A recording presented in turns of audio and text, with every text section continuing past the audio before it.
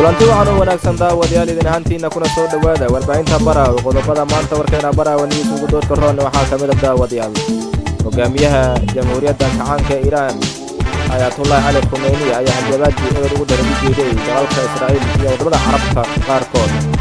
madaxweynaha dalkaas Tunis asaguna waxa uu sheegay dhaqan ay dadka reer Tunis ay ka soo gudbeen inay dalal Carabta kamid ay doonayaan inay ku tabaqaan wuxuu ugu yeeray kaligii talisinimo dalkaas soo sheegay inay shacabka dalkiisu yihiin dad iyagu ayahooda ka tashaday amba dawladooda doorto iyo dalka Liibiya afayaan u hadlay militariga la magac baxay falkaanada carooday Maxamed Quno ugu magacaabay sheegay inay dawladiisu ay deegaanadii ugu badnaa ka burisay Khalifa Haftar sidoo wuxuu ku hanjabayay inuu xogaan xilin uu sameey doono oo lacagta ku mari doono deegaanada dawladda dalkaas ay hore uga burisay daawada intaas in kala Baraawe news oo idin faahfaahino ku soo dhawaada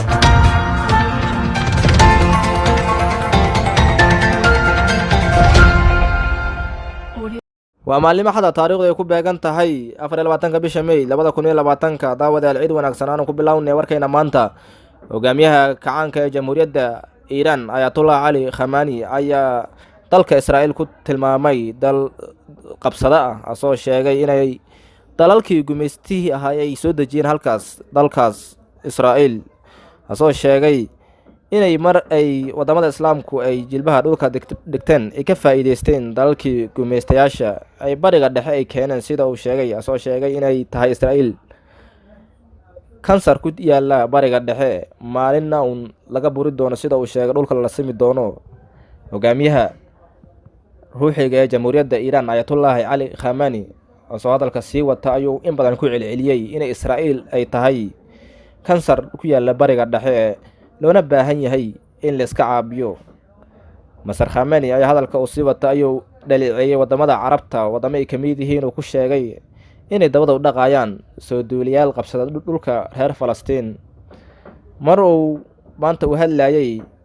dalkaas ciidamada Al-Quds ayuu sheegay inay mar ay dhici doonto in Israa'iil la baabi'iyo sida uu warka ku sheegay Masar Khamenei iyadoo warbaahinta adduunkuna indhaha ay ku hayso hadalka uu jeediyay hogaamiyaha ruuxiga ee dalkaas Iran Master Ayatollah Ali Khamenei hogaamiyaha shiicadana loo yaqaano madaxweynaha dalkaas Tunis ayaa asaguna sheegay goor shalay oo sabti ahayd uu kala hadlay caasimadda wadankaas shacabkiisa ayuu sheegay inay dalal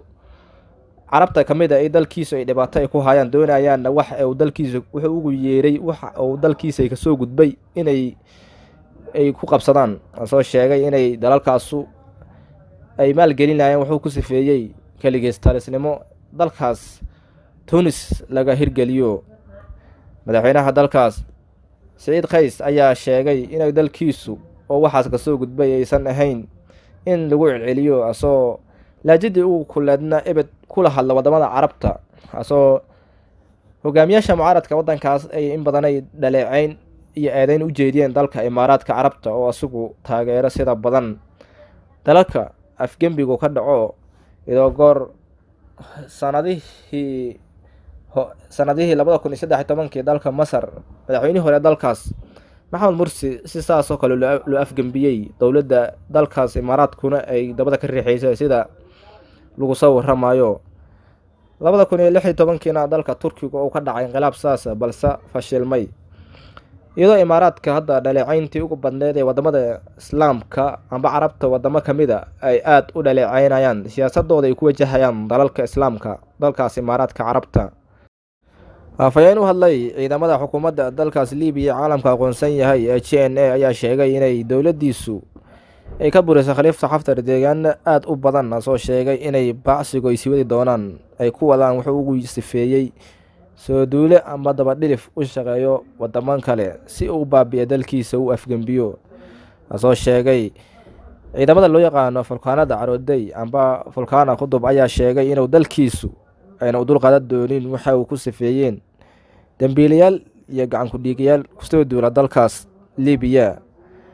afayeenka u hadlay militariga xukuumadda Liibiya caalamka aqoonsan yahay Maxamed Quno ayaa sheegay inuu dalkiisu ka go'an tahay iska caabinta wuxuu ugu yeeray khaliifa xaftar oo afgami doona dalkaas,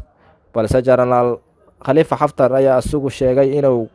rogaal celis dagaalo samey doono. wuxuu ku sifeeyey huwanta kusoo duula dalkaas oo ula jeedo dowladda dalka Turkiga iyo dowladda caalamka aqoonsan yahay LNA ayaa sheegaysa inay duulaan military ay kusoo qaadi doonto maalmaha soo socdo, sida ay sheegtay dhulka laga farmaroojiyey. marshaal khaliifa xaftar ayaa ku hanjabaya inuu dib ugu soo laaban doono deegaanadii laga buriyay ee dowladda caalamka aqoonsan yahay dalkaas,